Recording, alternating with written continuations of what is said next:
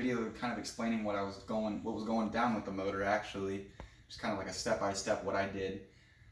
I pulled it from a junkyard. I wanted to make sure it was clean, so I stripped it down to the bare block within first 2 or 3 days of getting it.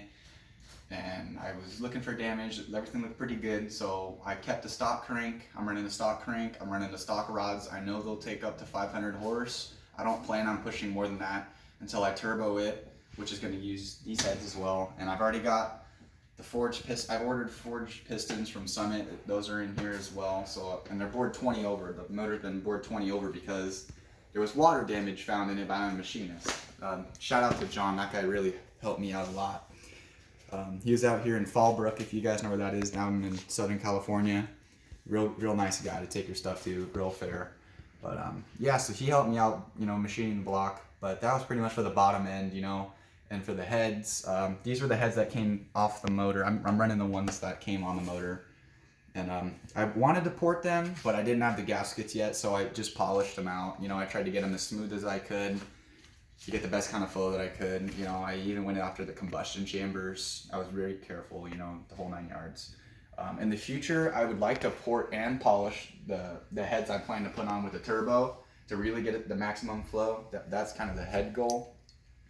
But other than that, other goodies inside the cam, I believe is 221 intake, 226 exhaust with a 110 lobe separation angle, I believe. I think they were pretty close to that at least. So this thing should sound pretty nice. I'm real excited to hear it.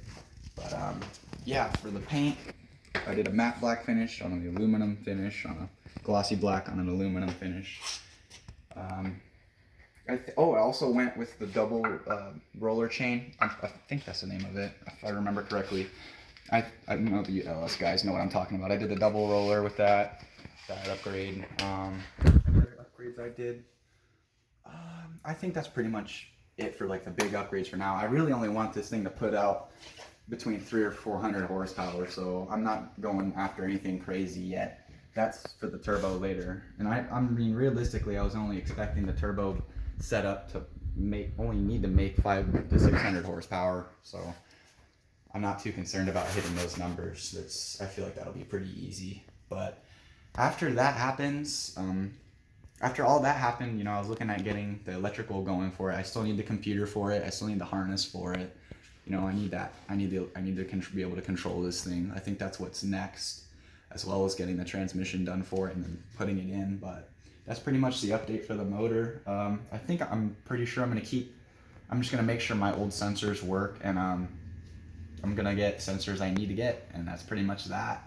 But besides that, that's pretty much the motor. Nothing too crazy. So